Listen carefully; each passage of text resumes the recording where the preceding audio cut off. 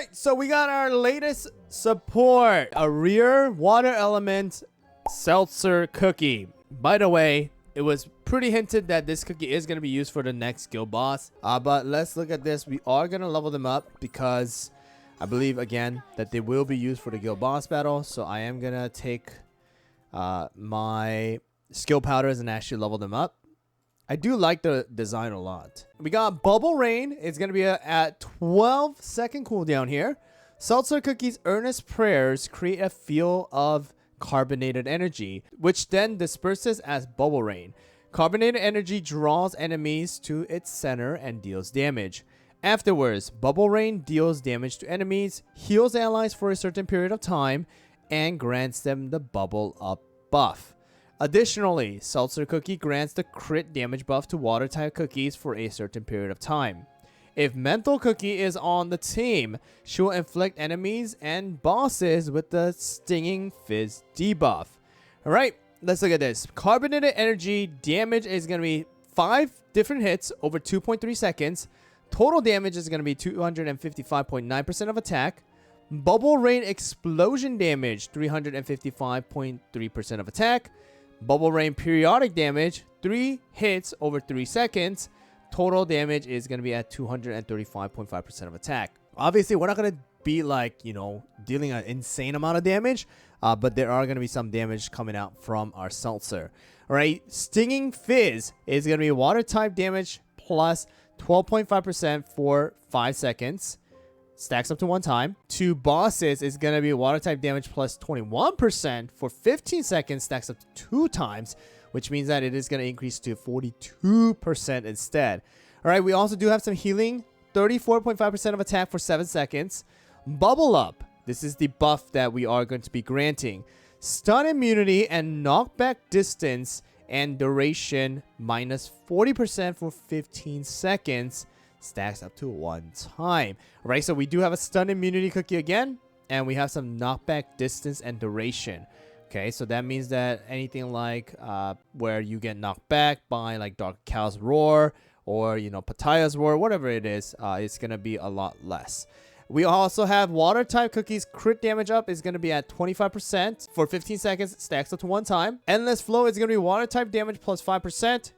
Attack minus 5% for 9 seconds. Stacks up to 1 time. All right. I believe the Endless Flow is coming from just the water element in general. All right. So enemies are taking a little bit more damage from water type damage.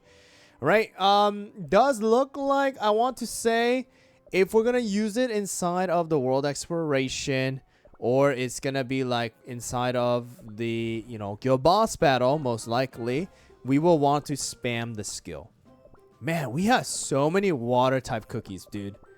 I just realized we have the most amount of water type cookies in the game right now. All right, anyways, let's go into the toppings, and I believe it is just going to be strictly, and later down the line, damage resist might not be important or like crazy important, but we'll just do with a bunch of cooldown here, and we will try to spam the skill and just see how fast it goes. Okay, so we have that. All right, so let's look at this here. So we got Seltzer Cookie. Let's look at the auto attack. It is gonna be a damage, so you are gonna be damaging with the auto attack here. Now let's look at the skill. All right, so you saw the whirlpool. Man, the cooldown is super fast. All right, 5 seconds. And then the Bubble Rain, we're healing right there. We have stun immunity. A knockback, it was resistant as well. All right, so that's also really, really nice. Obviously, the damage is not going to be insanely crazy here. It is a support at the end of the day. Okay, but the combo with Menthol is going to be what is important here. Okay, so we have that real quick. Now let's go into looking at this with Menthol as well. Obviously, the way you want to do it is Seltzer uses the skill first, and then you use Menthol. All right, so we do Seltzer first. All right, and then we do Menthol, and you see the extra damage. I believe that's the extra damage that we see, right? With the explosion. So we have the Stinging Fizz. And then we do the explosion. Boom. That's a lot more damage, by the way. I just want to try it out on the Living Abyss, just to see how it is.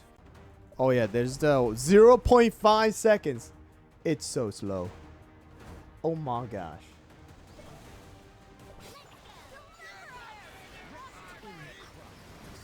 Are we? Okay, we're not killing it, right? Okay, we weren't killing it.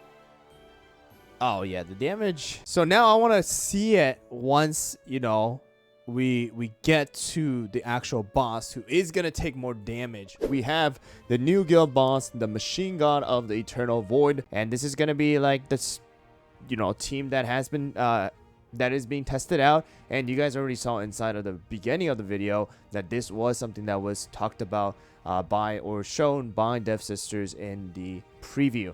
All right, so let's just go over this, and you're just going to be able to see that this guy is just gonna do so much damage. And because of the fact that the boss, right, is going to be taking more damage from water element, you also do have Sea Fairy's buff. You have buff from, you know, Cream Soda, Sea Fairy, Seltzer, as well as, you know, Frilled Jellyfish.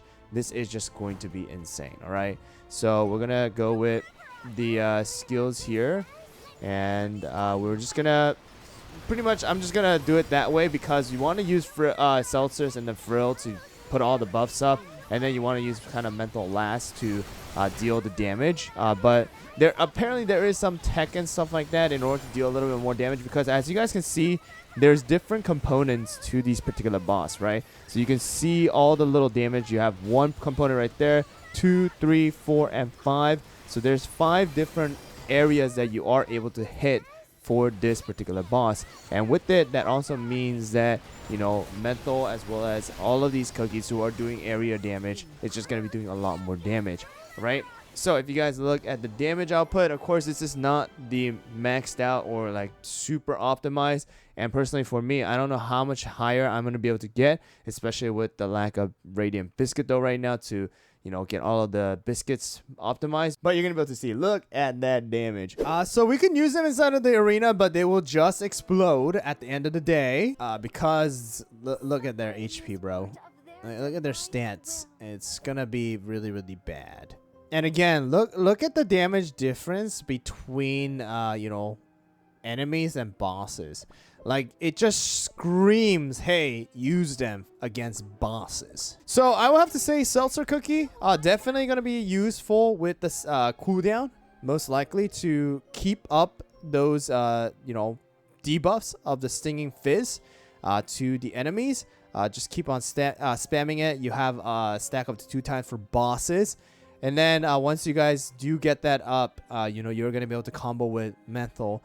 And it's most likely, again, because of the fact that the boss is water elements, like taking extra damage from water element, you're going to want to go and use Seltzer and Mental as a combo, right?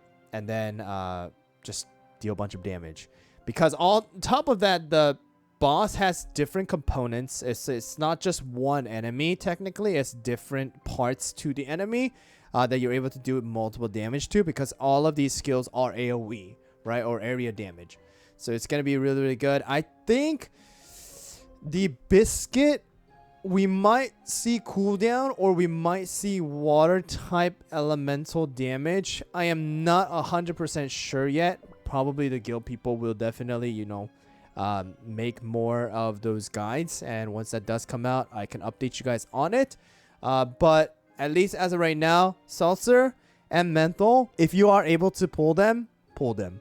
Just because, you know, you're gonna need them for guild boss. It does look like right now, as of the update, Living Abyss is gonna be the one replaced. And also you have the promotion events, so there is that as well.